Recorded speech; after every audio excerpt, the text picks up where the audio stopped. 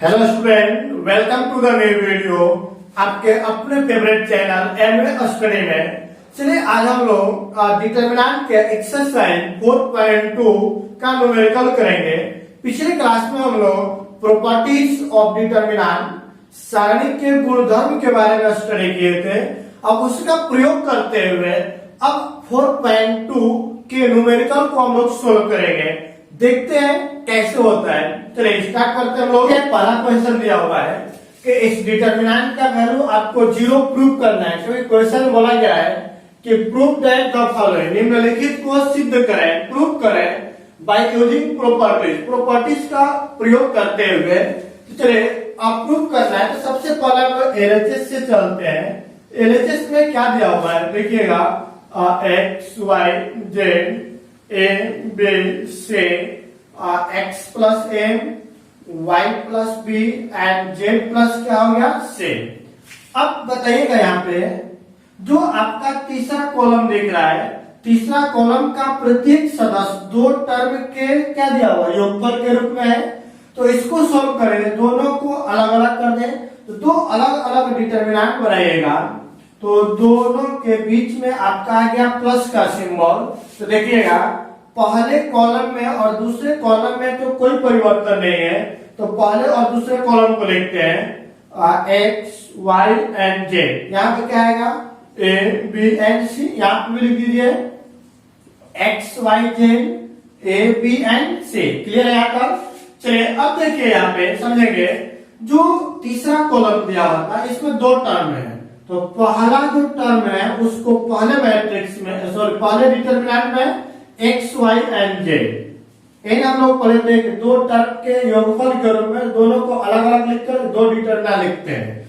और जो दूसरा टर्म है उसको दूसरे डिटरमिनेंट में लिखिए ए बी एंड सी। अब आप ही लोग बताइए कि देखिए पहला और तीसरा कॉलम आपस में क्या है समान। मैंने बताया था कि दिए गए डिटरमिनेंट का कोई दो रो या दो कॉलम आपस में आइडेंटिकल हो तो डिटरमिनेंट का वैल्यू क्या हो जाता है शून्य होता है। मतलब इसका वैल्यू शून्य। यहाँ पे देखिए दूसरा और तीसरा ए बी एंड सी समान है तो इसका वैल्यू क्या हो जाएगा शून्य। तो टोटल सोल्व करने पर आ गया शून्य। और हमें यही ना आरएचएस में लाना था, कोई दिक्कत नहीं। चलिए अब सेकेंड मेथड भी इसका देखते हैं हम लोग। चलिए बताइएगा एलएचएस में डायरेक्ट लिखते हैं हम। एलएचएस में क्या दिया हुआ है बोले X Y Z A B C X plus A Y plus B Z plus C. आपको पता है कि हमें लाना क्या है जीरो। तो जीरो लाने का सिर्फ दो ही तरीका है, या तो दो रो या दो कॉलम को आइडेंटिकल बना दें तब शून्य आएगा, या फिर आप किसी एक रो या एक कॉलम के प्रत्येक सदस्य को शून्य बना दें। जैसे एक रो और एक कॉलम के प्रत्येक सदस्य शून्य होगा तो भी डिटरमिनेंट का मान शून्य हो जाएगा। क्लियर है? तो चलिए यहाँ पर देखते हैं X plus A Y plus B Z plus C तो है। यदि इन दोनों को जोड़ दें तो X plus A Y plus B Z plus C हो जाएगा। मतलब क्या है, या फर्स्ट कॉलम या सेकेंड कॉलम इन है C1 एंड C2। तो लिख देते हैं C1 प्लस C2। किस में लिख देते हैं हम लोग C1 में। तो जैसे लिखिएगा तो क्या बनेगा, दोनों को जोड़िए तो x प्लस ए लिखना है C1 में, यहाँ पर ऐड करिए y प्लस बी और यहाँ पर ऐड कर देंगे तो z प्लस सी। सेकेंड में कोई परिवर्तन नहीं करना है और थर्ड में भी तो कोई चेंजिंग नहीं करना है। x plus A Y plus B Z plus C. अब क्या करेंगे देखिएगा, फर्स्ट कॉलम और थर्ड कॉलम आपस में क्या है समान है। मतलब दो रो या दो कॉलम के एलिमेंट समान हो जाए तो डिटरमिनेंट का वैल्यू क्या हो जाता है शून्य। कोई भी मेथड अपना सकते हैं और भी इसका तरीका बन सकता है। क्लियर है? तो चलिए दो तरीके से रहे हैं। अब देखते हैं हम लोग अगला क्वेश्चन। चलिए सेकेंड नंबर क्वेश्चन भी आपको प्रूव करना है कि डिटरमिनेंट का वैल्यू क्या हो जाए शून्य होगा। तो बाय यूजिंग प्रॉपर्टीज करना है। तो सबसे पहले हम लोग एलएचएस से चलते हैं। एलएचएस में क्या दिया हुआ है A minus B B minus C minus A, B minus C minus A minus B, C minus A minus B and B minus C. आपको प्रूव करना है जीरो। तो मैंने अभी क्या बताया कि आपको जीरो लाने का सिर्फ दो तरीका होता है, या तो किसी दो रो या दो कॉलम के प्रत्येक सदस्य को शून्य बना देंगे, या फिर किसी एक रो या एक कॉलम के प्रत्येक सदस्य शून्य हो जाए। चलिए देखते हैं यहां पर क्या होगा, देखेंगे इसको। यदि सबको मैं ऐड कर दूं तो देखिए बी से बी कटेगा, ए से ए कटेगा और सी से सी कटेगा, मतलब शून्य आ सकता है। तो आएगा तो करेंगे क्या, या पहला दूसरा तीसरा कॉलम, तो तीनों कॉलम को हम लोग ऐड कर देते हैं। अब इसमें लिख देते हैं C1 में, तो देखिए क्या आता है। चलिए सबको ऐड करें, बोले यहाँ पे क्या आएगा ए माइनस बी, यहाँ पे क्या है बी माइनस सी, और यहाँ पे देखिए सी माइनस ए। इन तीनों को भी ऐड करिए तो बी माइनस सी प्लस सी माइनस ए, और यहाँ पर ए माइनस बी। इन तीनों को भी ऐड करते हैं, सी माइनस ए माइनस बी और बी माइनस सी। ये तो पहला कॉलम का काम है। दूसरा और तीसरा में कोई परिवर्तन नहीं है। क्या दिया हुआ है, B minus C minus A minus B, फिर A minus B sorry C minus A minus B minus C. तो बोलिए देखिए ए से ए कैंसिल, बी से बी, सी से सी, यहाँ पर बी से बी, सी से सी, ए से ए, सी से सी, ए से ए, बी से बी कैंसिल। तो बताइए यहाँ पे क्या बच गया, जीरो, जीरो एंड जीरो। यहाँ पे क्या दिया हुआ है, B minus C minus A minus B, C minus A minus B minus सी। अब बताइए दिए गए डिटर्मिनेंट के एक कॉलम का प्रत्येक सदस्य क्या है, शून्य है, मतलब डिटर्मिनेंट का वैल्यू भी क्या आ जाएगा, शून्य। तो हमें यही ना प्रूव करना था कि डिटर्मिनेंट का वैल्यू क्या हो जाए, शून्य हो जाए।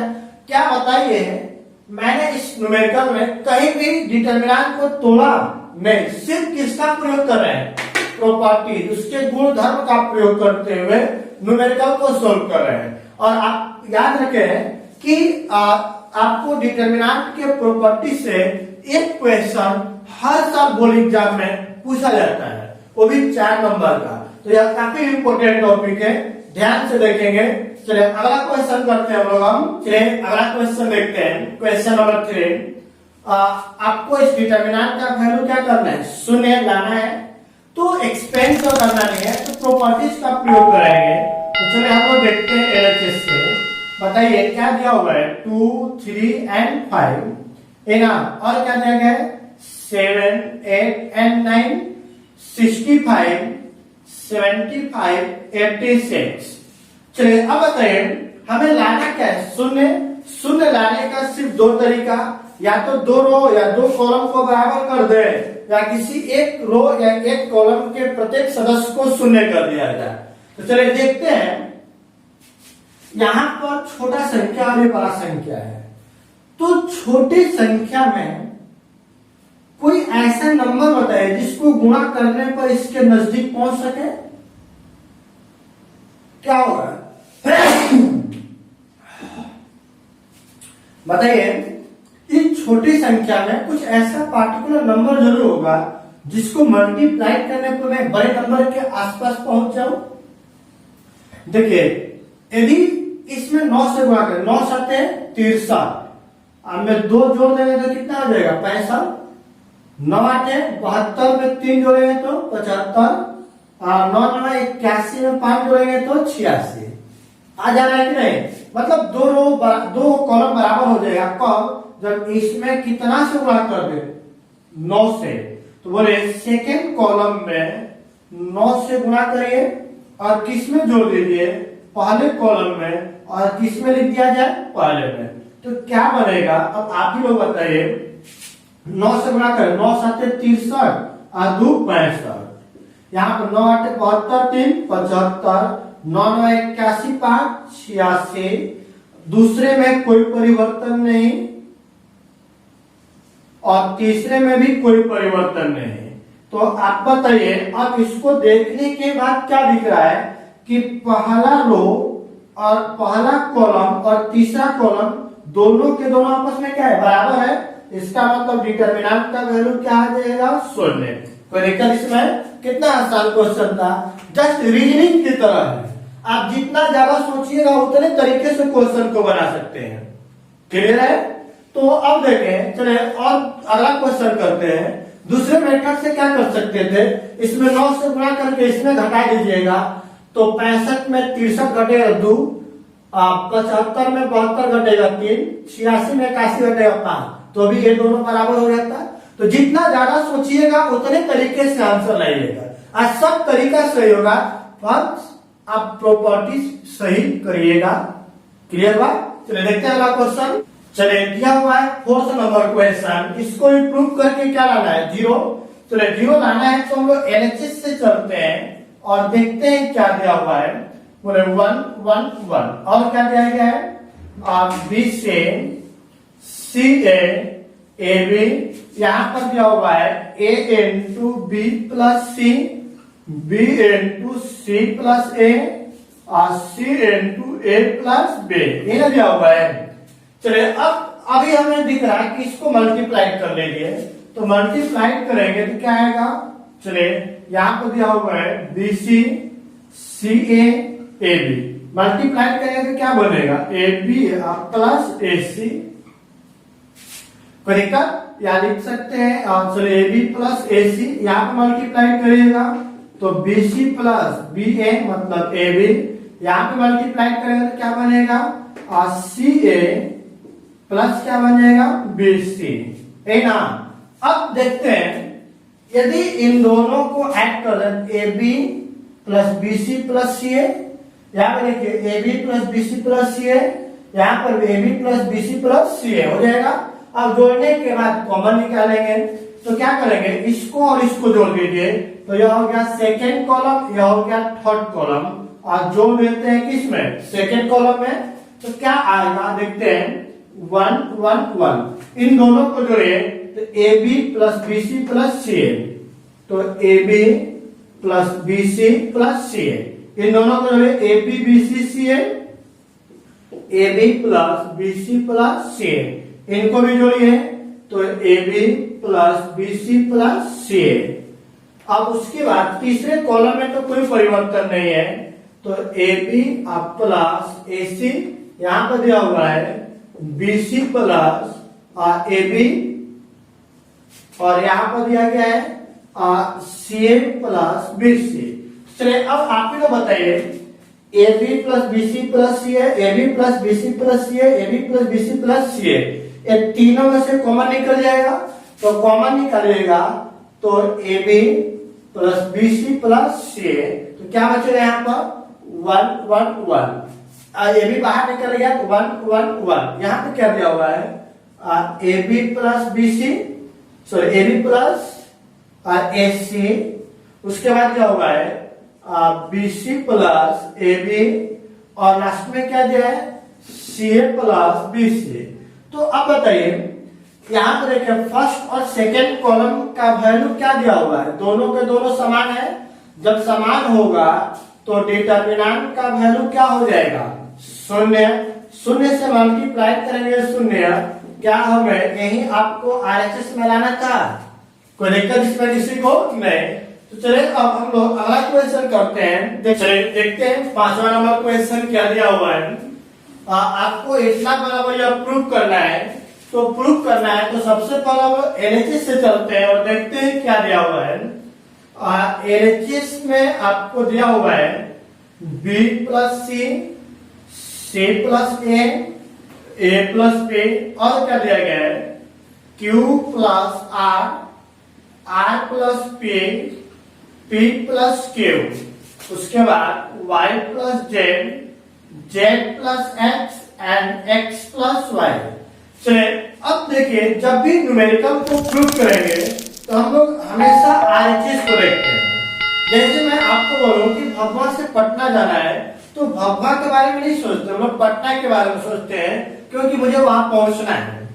क्लियर है? भभुआ के बारे में इसलिए नहीं सोच रहे क्योंकि हम वहां पर तो है, वहां से जाना है मुझे, तो जहां पे पहुंचना है, जो डेस्टिनेशन पॉइंट है, उस पॉइंट के बारे में सोचते हैं कि उस पॉइंट पर हम लोग कैसे पहुंचेंगे, कौन सा रास्ता अपनाया जाए जिससे वहां पर पहुंच सकते हैं। तो बताइए यहाँ पे जिस पॉइंट पर मुझे पहुंचना है, हमें A B C P Q R X Y Z चाहिए, सिंगल टर्म चाहिए। देखिए इसमें तो प्रत्येक टर्म डबल टर्म दिया हुआ है।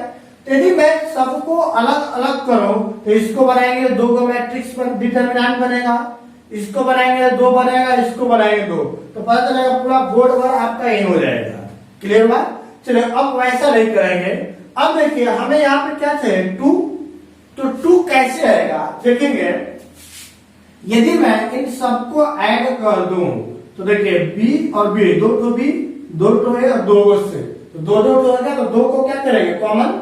तो मैं क्या करूं, पहले रो, दूसरे रो, तीसरे रो को ऐड कर देते हैं। चलिए देखते हैं यहाँ क्या दिया हुआ है, R1, यहाँ दिया हुआ है R2 और यह क्या दिया हुआ है R3। तो ऐड करते हैं R1 plus R2 plus R3 और इन सबको किस में लिख देते हैं, R1 में, सॉरी चलिए कहीं भी लिख दीजिए, R3 में ही लिख देते हैं हम लोग, कि R1 में लिख दें। चलिए R1 में लिख लीजिए, आप किसी भी एक में लिख लीजिए, उससे कोई दिक्कत नहीं है। चलिए अब बताइए मैं यदि R3 में लिख रहा हूं तो R1 और R2 में कोई परिवर्तन नहीं है, तो R1 R2 को लिख ले, R1 में लिख दिया जाए। चलिए ठीक है, R1 में लिख देते हैं। तो चलिए इन सबको ऐड करके R1 में लिखिए, तो क्या दिया हुआ है, बोले B प्लस C, उसके बाद C प्लस A, फिर A प्लस B, हो गया। इसको भी ऐड करिए तो क्या दिया हुआ है, Q प्लस R, उसके बाद प्लस R प्लस P और उसके बाद P प्लस Q। क्लियर है? इसको भी ऐड करिए तो Y plus Z, Z plus X, फिर क्या दिया हुआ है X प्लस Y। क्लियर है ना यहाँ पर? चलिए अब देखते हैं दूसरे और तीसरे में कोई परिवर्तन नहीं, क्या हो जाएगा यहाँ पे C प्लस A और यहाँ पर R प्लस P और यहाँ पर आएगा Z प्लस X। क्लियर हुआ?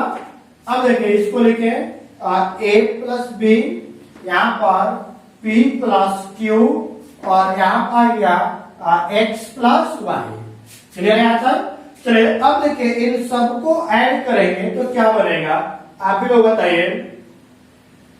देखिए दो ठो A, दो ठो B, दो ठो C, तो 2 को कॉमन निकाल लीजिए, A प्लस B प्लस क्या बन जाएगा C, यहाँ पर दो ठो P, दो ठो Q और दो ठो R, तो वहां भी 2 कॉमन निकाल लीजिए, तो P plus Q plus R, दो ठो X, 2 Y और 2 Z, तो यहाँ भी 2 कॉमन निकाल लीजिए, तो X plus Y plus Z। ठीक है ना?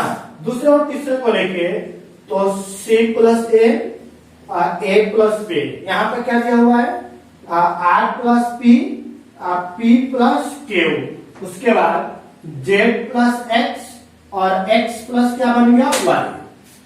क्लियर बात? अब 2 को कॉमन निकाले, देखिए 2 आ जाएगा, जैसे 2 कॉमन निकाले तो क्या बन गया यहाँ पर, बोले A plus B plus C, नीचे क्या दिया हुआ है C प्लस A और यहाँ पर A प्लस B, क्या बोले क्या बचेगा P plus Q plus R, नीचे क्या दिया हुआ है R plus P, P plus Q, यहाँ पे क्या बच गया X plus Y plus Z, Z plus X and X plus Y। Clear बात? एक टर्म तो आ गया। तो अब बताइए यहाँ पर जो लाना है अंदर अभी नहीं आया है। अब सोचेंगे यदि ऊपर वाले टर्म को नीचे माइनस कर दूं तो A से A कटेगा, C से C कटेगा, तो क्या बचेगा B, तो B चाहिए कि नहीं चाहिए?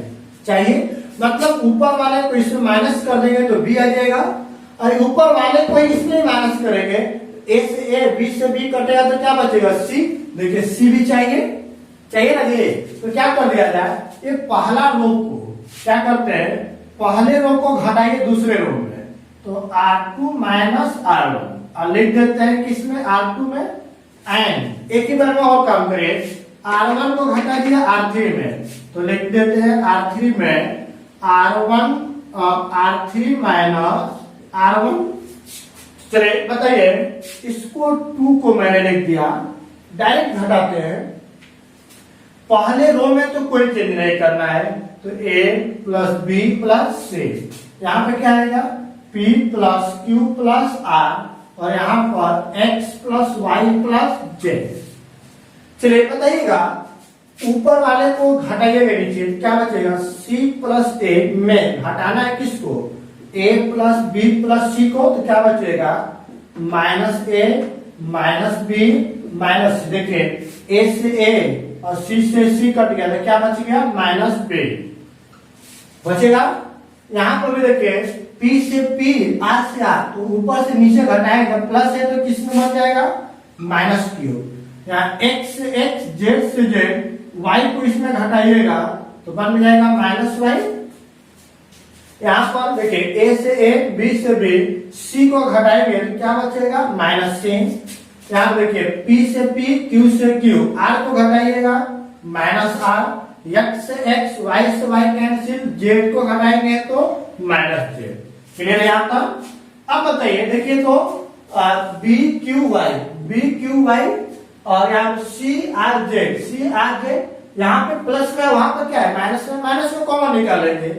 निकालने से पहले बताइए हमें ऊपर क्या चाहिए A P X, अभी ऊपर वाला टर्म तो नहीं आ रहा है, इन तीनों को जोड़ लीजिए। देखिए B से B कटेगा, C से C कटेगा, तो क्या बचेगा A चाहिए। मतलब क्या करेंगे कि तीनों रो को जोड़ देंगे, तो R1 plus R2 plus R3, आप इसमें लिख देते हैं R1 में, तो क्या बन जाएगा देखिए B से B कटेगा, C से C कटेगा, सिर्फ क्या बचेगा A, यहाँ पर Q से Q कटेगा, R से R कटेगा, क्या बच गया P, Y से Y Z से Z कटेगा, तो सिर्फ क्या बचेगा X। अब दूसरे तीसरे में कोई परिवर्तन नहीं करना है, क्लियर है ना। तो जब नहीं करना है तो लिख देते हैं minus B minus Q minus Y minus C minus R and minus J, और बाहर में क्या चल रहा है 2। अब टोटल टर्म आ गया, लेकिन यहाँ पे माइनस आ रहा है, तो दोनों में से माइनस कॉमन निकाल लीजिए, तो 2 into पहले में से माइनस कॉमन निकालिए, दूसरे में से भी माइनस कॉमन निकालिए, तो क्या बचेगा A P X B Q Y C R and J। अब बताइए माइनस माइनस प्लस, तो 2 into प्लस 2, और अंदर में क्या है A B C P Q R X Y and J, ये ना बच रहा है। देखिए तो क्या हमें जो प्रूव करना है, तो वही वैल्यू आ गया कि नहीं आ गया, वही आ गया। मतलब हमें यही प्रूव करना था RHS में, कोई डाउट इसमें किसी को नहीं। तो याद रखिए कि यह आपका क्वेश्चन बोर्ड एग्जाम में 2 बार पूछा जा चुका है, क्लियर है, काफी इंपोर्टेंट है। यह क्वेश्चन आपको मिनिमम 4 मार्क्स का क्वेश्चन पूछा जाता है, 7 मार्क्स तक का भी यह क्वेश्चन पूछा जाता था, कोई दिक्कत नहीं। चलिए कोई डाउट नहीं, तो चैनल को लाइक एंड सब्सक्राइब कर दें ताकि आने वाले वीडियो का नोटिफिकेशन आप तक पहुंच सके। Thank you.